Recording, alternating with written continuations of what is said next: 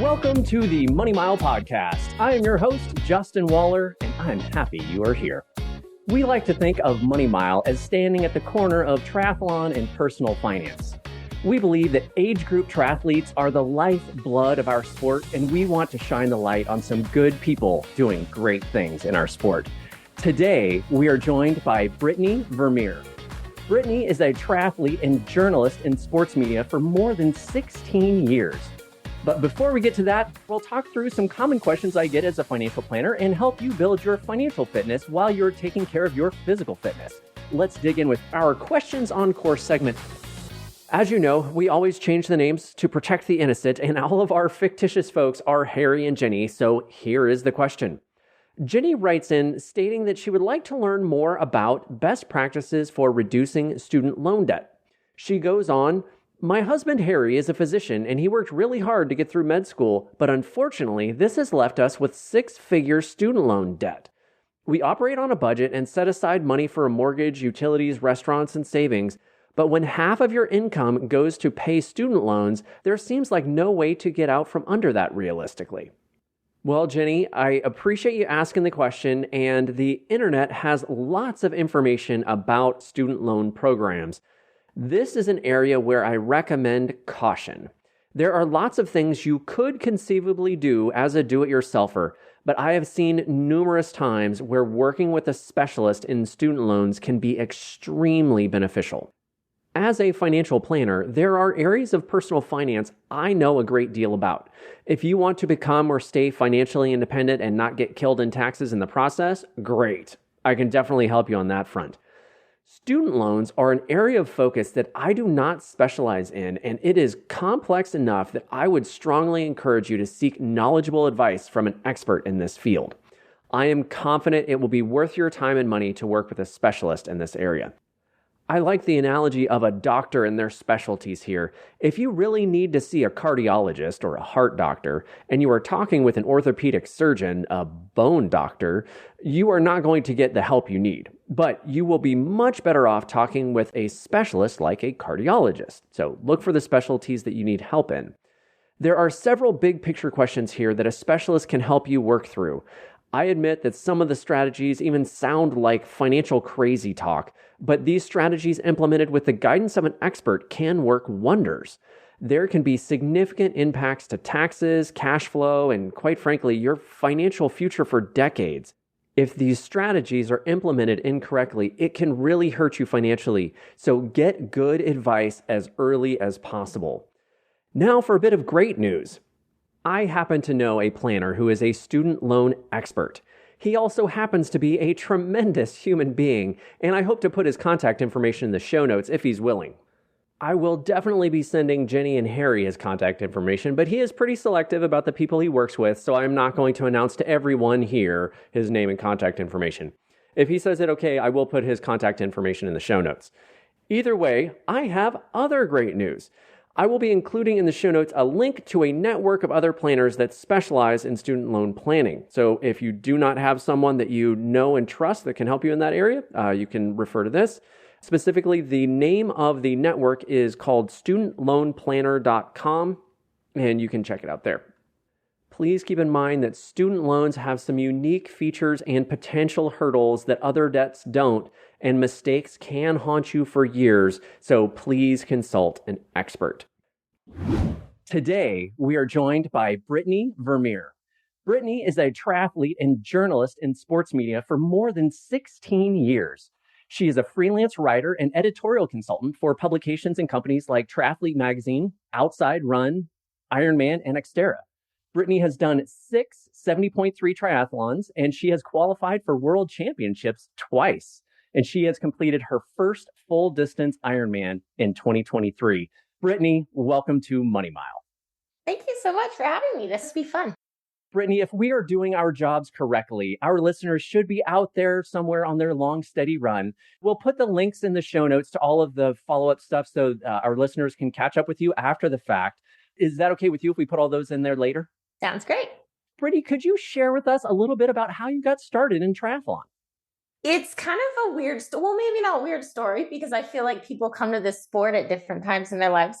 I mean, growing up, I did soccer, softball, cheerleading, like a lot of kids through junior high and high school and college. And I showed horses competitively for 15 years and got to the very top of that sport. I have 10 world championship titles, which not a lot of people know. It's kind of an obscure thing. Once I retired from doing that, I kind of, with NFL, you transition to the commentator role.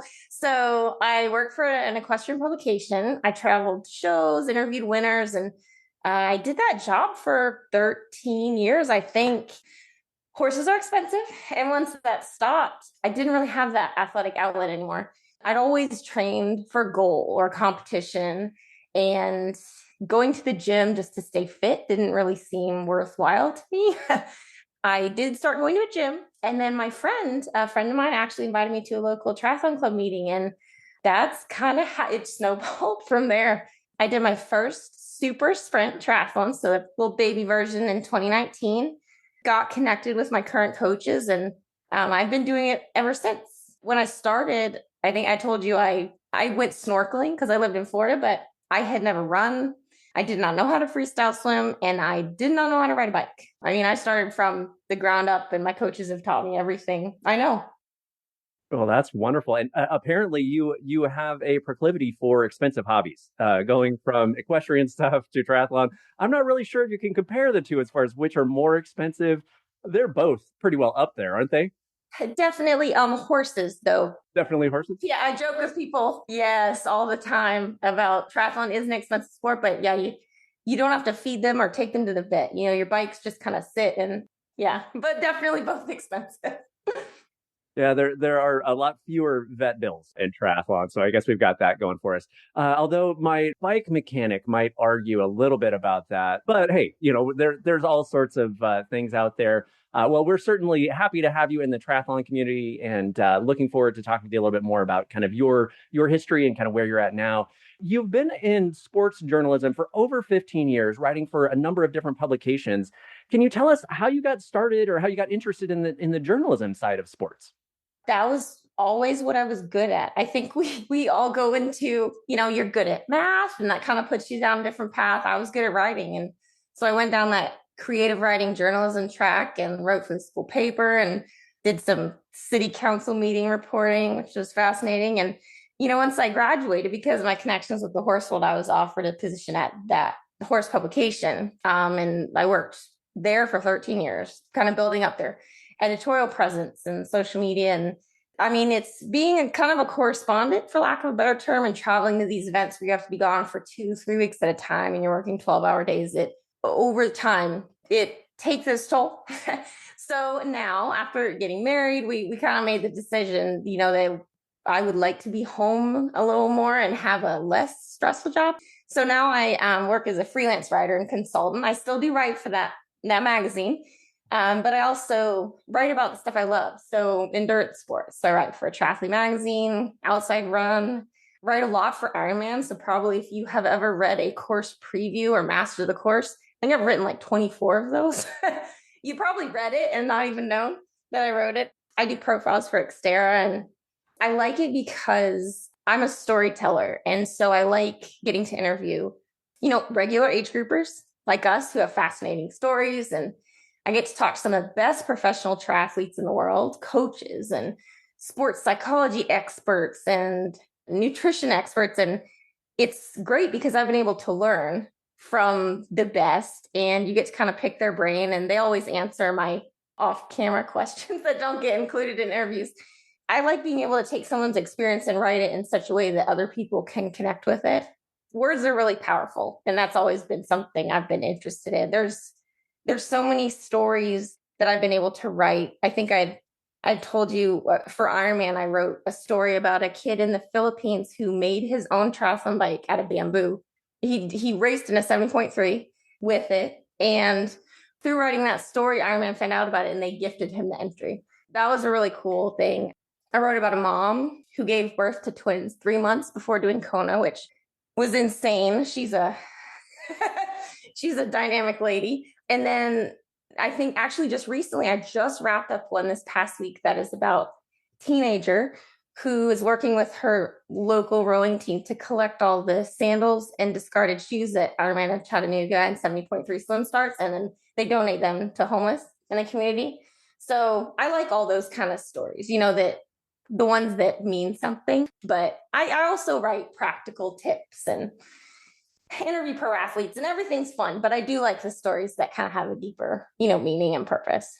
And it sounds like some stuff that the average age group triathlete's not going to see in the day-to-day operations of things, or while they're running around trying to get ready at the race or whatever. They're not going to hear about folks gathering shoes for a homeless charity. Like, that's pretty cool. So you get to shine some light on good stuff going on in the world as well. That's pretty neat.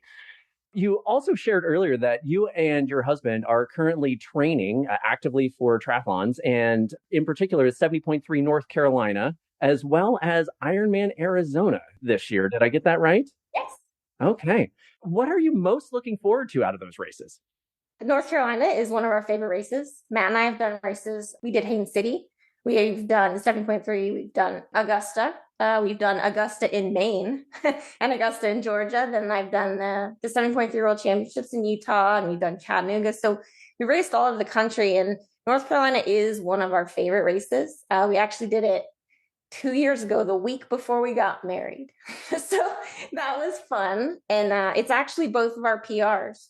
It's a flat course, beautiful swim, and a shaded run, which I definitely appreciate. And anytime you can come from Florida and the heat and humidity and go somewhere cooler is always good. It's a nice change. So that was our plan, to do that one this year. And then Arizona will be my husband's first full distance Ironman. I did my first last year at Ironman Florida, and he's been doing triathlon for a little bit less, years than I have. So he wanted to make sure he got several 70.3s under his belt before he wanted to tackle this distance. And so I'm excited we get to do it together. So that'll be kind of fun. He's a doctor, a family medicine physician. So with any job, it's challenging to fit in training, but definitely when you have to see a clinic full of patients every day, and then we volunteer on the board of our local triathlon club. So it's a lot to coordinate, but it's what we love to do. So that makes it worthwhile. At this point, your husband more excited or more nervous about this first full? He's excited. I think probably as we get a couple weeks out, he'll get more nervous, but he was there when I did my first. And so he knows what everything that's involved in it. He is a very good runner. So I feel like anyone who's a good runner definitely has an edge up when you bump up to, that marathon is intimidating. And that's the one I have the least experience, the sport I have the least experience in. He has been a runner his whole life, so he will be fine. We just have to get him safe and healthy to the start line. Get him through T2 and he'll be all right. Yep. Okay. Very cool. Very cool. Well, we certainly wish you both the best of luck in the racing adventures this year. Thank you. From your perspective, I'd be curious to find out, having gone through the upper echelons within the equestrian career, how is it that you are defining success for you these days? It's interesting because I have been a competitive athlete my whole life. So there is an element of results and awards and placings that comes along with, quote unquote success. I like setting goals and pushing myself and then accomplishing things I didn't know I was capable of. So like when my coach puts in a workout and I look at it, I'm like, normally run workout, I'm like, I don't know if I can do that. And I do it. And then I'm like, wow, I actually did it. Like, I think those are the day-to-day success moments that keep you going as a triathlete. Because I've always believed, like, if you're not enjoying the process of doing it, there's no answer that you're going to find at the end of a finish line. There's always another race. There's always something extra or something different, something next. And sometimes we don't enjoy the process. Like towards the end of this Ironman build, we are not going to, and that's okay too. You have to be okay kind of going through the motions and just being consistent. But I think as triathletes, it's easy to get caught up in like, well, have you done a half yet? Have you done an Ironman yet? And some people may not ever do those things. They may do sprints, and that's totally okay. It's what works for you. We do swim, bike, and run because we love it. So honestly, if we never got to race ever again, it would be okay. Racing for me is a bonus. It's, the end result of all the work. I think success for me is just doing the absolute best I can at whatever I'm doing, and then helping other people around me, whether it's my husband or friends, do the same. That's success. And you had mentioned in there that you also volunteer with your local tri club. Could you tell us a little bit about that and what y'all are doing there? So we've been on the board for the past 2 years. We have a really active triathlon club, Gulf Winds Triathletes here in Tallahassee. I think we have maybe over 200 members and range from like beginners to Kona qualifiers. And we've been on the board. And actually this next year, my husband's going to be the president and I'm going to be the vice president. And we organize some group rides on the weekends. And part of being on the board is, just running the day-to-day operations. So we have monthly meetings where we have guest speakers come in and talk and just try to share education. And I think the community part of triathlon is really important. And not a lot of people have access to that where they live. There are different methods you can create online community too, if you don't have access to that. But I think just being able to talk to people and learn from their experiences. And that's a big part of why triathlon just feels like such a community sport other than other things, I think that's great. I'm on the board of our local triathlon club as well. And I have found that, many hands make light work. So the more folks you have involved, you help with the day-to-day operations and all that stuff. But there are lots of good groups out there sharing great information with brand new to the sport athletes or folks who have been around for decades, just being able to have other people that you can train with and talk with. And at some point, my wife can only hear so many of my complaints about, my bike fit or whatever. But, talking with friends on a long run or whatever, oh, okay, they get it. They understand what's going on. My wife has a certain threshold of tolerance for that stuff. I love the fact that you and your husband are doing this together. I imagine that creates some interesting conversations. But it's still nice to have a community outside of your home of other like-minded people that you can engage with. I think that's fantastic. So I hope that Gulf Winds Tri Club continues to do good work in the world. I love the monthly meeting idea. I might have to take that up with our Tri Club board. It is time for a quick form check. Money Mile is powered by Waller Financial Coaching, a full-time fiduciary financial planning firm. If you want to improve your financial form and improve your financial independence, you can get a copy of Financial Independence for Triathletes by texting Money Mile, one word, to 33777. You will also be added to the Money for the Long Run newsletter. Again, text Money Mile, one word, to 33777. Now let's check in on that running form. If you have your own form cues, please use those. If not, here are mine. Drop your shoulder blades into your back pockets. Bring your eyes up to the horizon and lean forward from the ankles for the rest of this episode of Money Mile. As I mentioned in the intro, we do like to think of Money Mile as standing at the intersection of triathlon and personal finance, which is a unique intersection. Not a lot of folks hang out there, but we're happy to be the preeminent voice on this particular corner. So I'm curious, what would you consider to be the best investment in the form of time, energy, or money that you've made in your athletic career? A couple of things. I think for me, knowledge is first, especially in triathlon. If we go back and look at any of the sports I've had success in, whether it was, riding horses or doing triathlon, I've found the best coach I could find and have them coach me. And I think starting out in a sport, especially sport that is a trifecta, where you have to learn three. And then there's so much on top of that with transition and nutrition. And I think finding someone to guide you in technique and skill and training is invaluable because it's the basis everything else is built upon.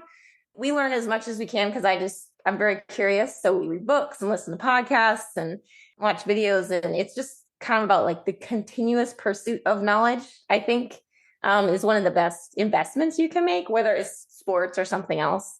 Matt and I both have a triathlon coach. It's a husband and wife team. That's definitely something I encourage anyone who wants to do a 70.3 or an Ironman, especially. I feel like you can kind of fake it and muddle your way through at those lower distances. And then once you bump up, it's the value of having not only a specific training plan and the weekly workouts, but they can move things around when life gets in the way. And inevitably it will. But it's more than that. Like my coach serves as a sounding board. I mean, she's a psychologist. I mean, in my opinion, it is the least expensive part of triathlon and probably one of the most important. And then kind of what you had touched on as far as monetary wise, bike fit is so crucial as a triathlete. And we spend so much time on our bikes. And just if something isn't set up properly, it can lead to overuse injuries and poor performance, and all bike fitters are not created equal. So definitely get a personal recommendation and find someone, who has been doing it for a long time. But I think that is probably financial wise, one of the best things that I've done for triathlon. And I would agree. I think there are lots of good bike fitters out there, and there are lots of bike fitters that kind of default to the road bike or maybe more into the gravel bike side of things. But a triathlon bike fit is a different beast. And if people don't really understand that triathlon infrastructure and kind of what's important and what's not, you might not end up with the best fit. Chances are it will probably still be better than you monkeying around in your garage by yourself, but it might not be as beneficial as if you're talking with a bike fitter that really knows triathlon well and can help support that. As part of this, kind of pulling together all of your lessons throughout triathlon, you have created your own blog called the TripleThreatLife, which I think is a great name, by the way. Can you tell us a little bit about how this came to fruition and what kind of content you typically share with your followers? I enjoy helping people. That's really just the bottom line. And the best way I can do that is through my writing. And since I already have, resources with my job, I made a lot of friends and connections. And so I have a lot of information and knowledge to share. I've wanted to write a blog for years, never knew what to write about. And then I started triathlon. I'm like, okay, this is it. So the mission of Triple Threat Life is to share practical tips and expert insights from my friends and sources to help people become, kind of the tagline is stronger, smarter, and more successful athletes. So I want to share what I've learned personally in the sport, but then also from people who know a lot more than I do. So I do interviews with pro triathletes, and I've talked to a sports psychologist and a nutrition expert. And some of what I write about is practical. So like the importance of bilateral breathing in swimming, or just did a piece last week on how to navigate aid stations in a half Ironman. I actually wrote one I'm going to be posting right when this, after I'm done with this, about how to do a race with split transitions, which is in North Carolina. And so just, there's so much specific knowledge about triathlon. And I feel like, especially I do really also like writing about mental strength skills. So coping with injury, or, how to recover from a bad race, or like conquering pre-race anxiety. So practical, and then also mindset. I feel like both topics I cover a lot on my blog. Currently, because I want to reach as many people as possible, the blog is free for people to read. So I send out a newsletter twice a week with posts that go straight to people's email, and they sign up that way. And some people have expressed wanting a little more. So we created what we're calling the Triple Threat Life Club. We want to make it really affordable. So I think we have a set of like $4 or $5 a month, but it includes access to like a monthly meeting, a Zoom meeting with the guest speaker. So whether it's pro triathlete, triathlon coach, or whoever, we also have group chat, audio, podcast versions of our posts. So people can like listen to them while they're on a bike ride or run and stuff. And we're working on some other things. Like we're going to be writing some ebooks about like everything you need to know, 70.3 logistics, or, for an Ironman, and just things that we've learned that we want to share with other people. So that's kind of what the blog's all about. Well, that's wonderful. I recognize that, or at least in my world on the finance side of things, all of the information's out there, and Google's free. I mean, you could just go out and use that and hope for the best. And if you happen to be getting some information, if you're reading the workout from, last year's world champion at Iron Distance Race, and you're just looking to finish your first sprint, that's the information you might find. So, okay, fine. But being able to package that and compartmentalize that in a way that your users can, and your followers can absorb that information and make it relevant to them, rather than just surfing the internet and hoping for the best. That's fantastic. And I appreciate your work to filter out a lot of that noise and bring it down to practical tips that people can use. Anytime I get messages from people, like just this past weekend, who did Chattanooga, and they're like, thank you so much. I did a course preview because we've done Chattanooga races a lot. They're like, it helped, it just helped calm my mind. And like just getting one message from someone saying that makes it worth it. That's wonderful. You have lots of resources, and you had shared earlier that you and your husband had created the Vermeer gear list. Could you tell us a little bit about that? Yeah, we have a lot of free things. So we have a free packing list. So that's what we use. What Matt and I actually have used for several years, we got from our coach to make sure you don't forget anything before you go to a race. We also have the gear list, which is it's a 10-page PDF. And when I say everything we use for swim, bike, and run, it is everything. Triathletes have a lot of gear. So it's hard to sort through all the marketing out there and figure out like what you actually need and what's worth investing your money in and what you can get by without. So we thought it would be nice to provide personal recommendations on stuff that we use on a daily basis.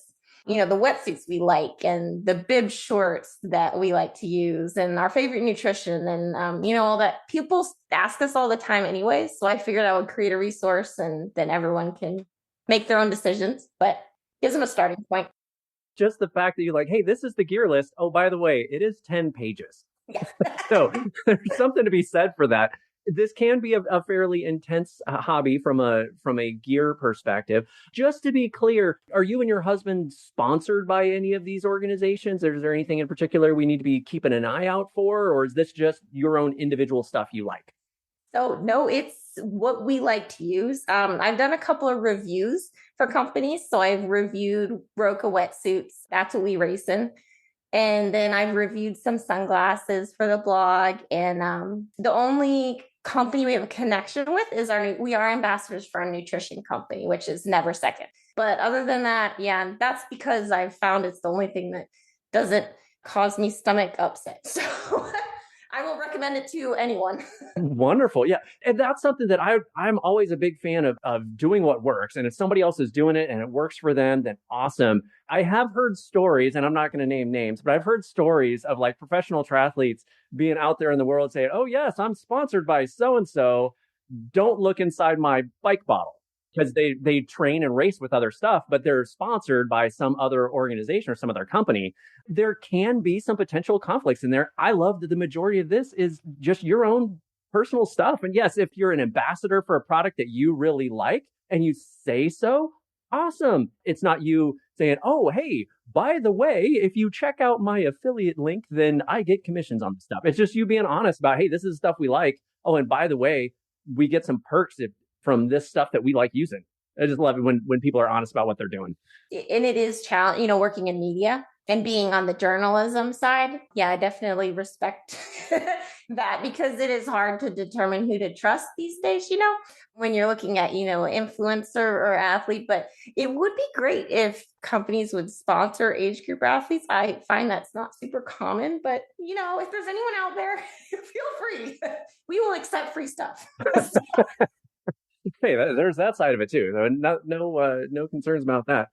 A couple of other bits. In a recent interview on the Inventory Genius podcast, you had revealed that you are anemic. I was hoping you could tell us a little bit about how that's kind of impacted your triathlon career and kind of what you're doing about it these days. Yes. So there's different types of anemia. Mine is iron deficiency, very common endurance athletes, but especially women. I've written about it for several different publications in conjunction with interviewing, you know, doctors and stuff. And I found out because when I first started running several years ago, I was young, I was relatively fit, and I still found it hard to catch my breath. I had to go really slow. Something was unusual. I had a hard time focusing and I couldn't wake up in the morning. I was craving ice. So all those things, very weird. I know they're all symptoms. Actually, 35% of women under 50 in the US are iron deficient. And that's not just athletes. So then we looked at studies. When you're talking about female athletes, at least 1/3 have some level of iron deficiency, which is insane. My levels were so low that I had to have 2 infusions in the hospital. And so now I take an iron supplement every other day, which is important. And I get my levels tested twice a year to make sure they're on track. And really, it's made such a big difference in the way I feel and takes a little bit of time. But there is something that my husband and the doctors I interviewed recommended. And female endurance athlete, every year, have your doctor get a CBC with ferritin. Even men too, because men can be anemic as well, especially if they're, you know, endurance athletes. Yeah, because the symptoms like chronic fatigue, weakness, shortness of breath can kind of also be related to overtraining and other things. So a lot of times people don't know that they have an issue until, you know, it gets worse, and don't let it get to the point where mine was before you do something about it. Yeah. Does it really affect my day-to-day as long as I keep taking iron? obviously, we are not doctors. Well, maybe we'll have your husband on the podcast at some point and he can give us the doctor review, but you and I are not doctors. But you had mentioned that it's important for you to take iron supplements every other day for absorption. Just, we hadn't talked about this beforehand, but I also take iron supplements, but I've been taking them every day just because that my doctor said that's what I should be doing. So there might be some variances in that. Did you try it daily and it just didn't work as well? Or how did you find out that every other day worked best for you? Guidance from the doctor that we interviewed, and he works with a lot of athletes. And so it just basically, the body can only take in so much at a time. And so if you're overloading it every day, the absorption doesn't tend to do as well. So every other day was his recommendation. And also, a lot of people can make the mistake of taking it alongside coffee, tea, and acids. Those also affect absorption. His recommendation was taking with orange juice. Yeah, so that's kind of the protocol that we follow, and it's been working great for me. That's great. Well, I'm glad to hear that that is working well for you. And again, please consult your physician, and hopefully they know something about athletes. I don't know if you've had this experience, but I remember way back in the day when I first started doing triathlons, I went to a doctor. I can't even remember why. I went to a doctor and told him I was doing Ironmans, and his response was, well, why are you doing that? You need to stop that. So talk with an athlete-friendly physician that might actually be able to provide some valuable information, individual, whether it be anemia or whatever. Because as you pointed out, some of the symptoms could look very much like, oh, that should be normal. If you're doing iron distance training, you're gonna be tired, but there's a level where it's different, and you need to be talking with somebody that knows better and can help guide you through some of that stuff. So, Brittany, I appreciate you sharing a little bit more about your story there. Yep, that is something, it's a benefit people who get to go see my husband because he is a triathlete and training for an Ironman. And yeah, his thing is he's never going to tell someone they cannot do something. He's not a big fan of physicians that do that because people are going to tend to go down what path they want to. And so if he can help them, train for, event and give them guidance on how to do it safely, then that is his job. So yeah, it's always nice to have, a doctor who who does the same sport as you or who's just athletic. And his motto is exercise is medicine. So that's I love that. That certainly resonates in my life. So Brittany, you've had the opportunity to talk with lots of different people in the sport. And I'm kind of curious from your perspective, who do you admire most in the sport today? There are a couple of triathletes that I would say I get to talk to a lot of pro triathletes, and I definitely have my favorites. So Annie Haug, I love watching her run because she is the form is just magical. I would like to run like her someday. And as far as men, Jason West, I've interviewed him before, and he's my husband's favorite. I mean, he's a very dynamic runner and also a really nice human being with a background in some exercise and sport physiology stuff. And there's so many women triathletes that are so exceptional these days, like Tamara Jewett, and who are also really nice people. Like I've loved talking to Emma Pallant-Brown and Lauren Brandon. They are the type of women who I can text them and ask them a question, and they just are so thoughtful and kind. And you'll see Lauren race and she's waving at volunteers on course. And I think a lot of people, what I've learned through doing this, and I get to know a lot of them, is that they are professional athletes, but they're also human beings. And so they deal with a lot of the same stuff that we do. They have the same insecurities. And I've tried to include a little bit of that information in my blog because I think it's important for people to realize like they do it a lot faster than we do, but they have issues with self-confidence and fear of open water swimming and all that stuff. So you're not alone in anything you feel. They feel it too. That's wonderful. So I definitely want to talk a little bit more about the Triple Threat Life blog and a little bit more about that before we wrap up today. From your perspective on the finance side, if you've listened to the podcast, I have this kind of quirky question I ask, which sometimes gets chuckles. If you only had $100 to spend on triathlon gear, what would you buy? So I thought about this and I was asking my husband, and because it is hard. I mean, a new pair of goggles, you can't really go wrong because that's going to be like $40. But there is a kind of a niche thing. They're called Firefly Recovery, and it is not a TENS unit. It's neurological stimulation. You put it on your calves.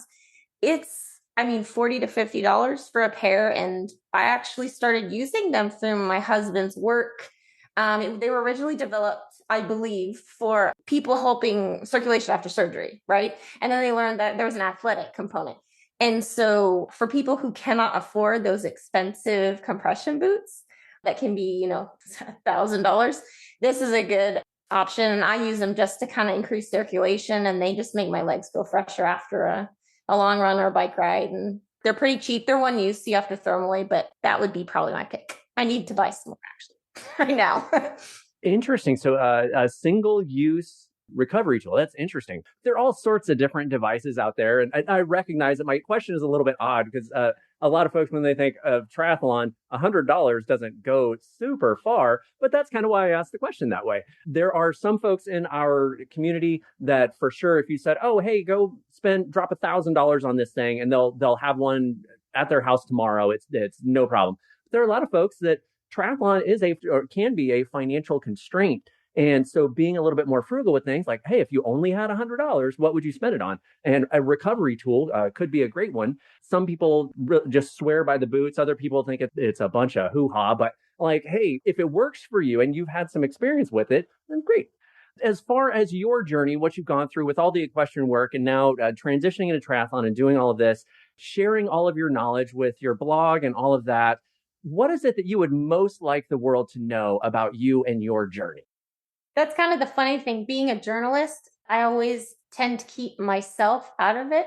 And that's what I'm trying to, because it's about being impartial. With the blog, I'm learning I have to incorporate a little more of my personal life into it. People want to know that what they are reading is coming from someone who does it on a daily basis, who's doing hard trainer rides and who has to do, 15-mile runs on the weekend and is trying to figure it out. And I have said something before that everyone has the same 24 hours in a day to work with.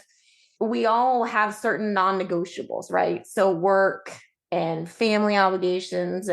But for the time period that we get to choose what we want to do, you can do whatever you want with that, whether it's triathlon or building model boats. I mean, I don't care what it is, but have some passion or have some hobby, have a goal and just be, excited about living life. And I think that is just something that I'm trying to kind of share with the blog is how to become a smarter, stronger, more successful athlete, but also just human being, and like just sharing what I have learned that has helped for me, and hopefully it might help you.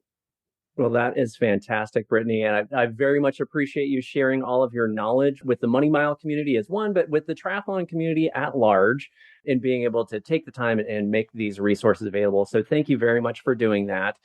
I will be including links to the TripleThreatLife blog in the show notes for our conversation today. So when our community is done with their long, steady run, they'll have that in their email inbox so they can refer back to that.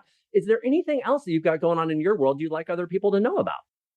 I mean, pretty much our world is currently heavily focused on training. Let's see. I think last weekend, we've done a couple centuries so far. I think we probably have one more. And then, yes, North Carolina is 1 month before Arizona, and we are aware of that. And our coaches were too. It was either going to be North Carolina and then Florida, which was going to be very close. And they were like, yeah, no. But it is always a good idea to do a 70.3. It is a race, but it's used kind of as a long training. So that is what our sole focus is on the end of this year, and just trying to continue with the blog and creating the new resources and triathlon club and life and meal prepping and cleaning the house. I mean, like just what everyone is doing, basically getting ready for fall. I'm very excited that it's not going to be 90,000 degrees with 100% humidity on every run, because we live in Florida and it is brutal right now. So I'm praying for cooler weather. That is what I'm looking forward to. Fair enough. I can appreciate that. Yes, as you mentioned, yes, pro triathletes are humans too, as are we. We all still have to make dinner and do the laundry and all the other things that go on with that. So yeah, sometimes it's easy to lose track of the day to day and trying to stay focused on the stuff that matters. We do get to choose this. So everybody's clear. We are choosing to do this regardless of the distance of the run that you're on or the long, steady bike ride or whatever it is. You are choosing to do this. You get the opportunity to do that with a smile on your face and hopefully have a good attitude about it and look forward to great things in the future. Speaking of looking forward to great things in the future, Brittany, I am very much looking forward to being more attentive to the byline on a lot of the articles that I read. Looking forward to reading more of your stuff in the future. Looking forward to more involvement with the TripleThreatLife blog. So, Brittany, thank you so much for taking the time. I really appreciate you sharing your knowledge with the Money Mile community. I hope you have a great rest of your day. Thank you very much. This was a lot of fun. Thanks again to Brittany for coming on the show. That was such a fun conversation, and I appreciate you sharing a bit of your time with the Money Mile community. We will have a link to Brittany's work with her blog, The Triple Threat Life, and her other links in the show notes. Please take a moment to check out those resources as well. I hope this episode of Money Mile was valuable for you. If it was, please share the podcast with your training buddies and friends. Keep in mind that if you work out, everything else will too. And we look forward to talking with you next time on Money Mile.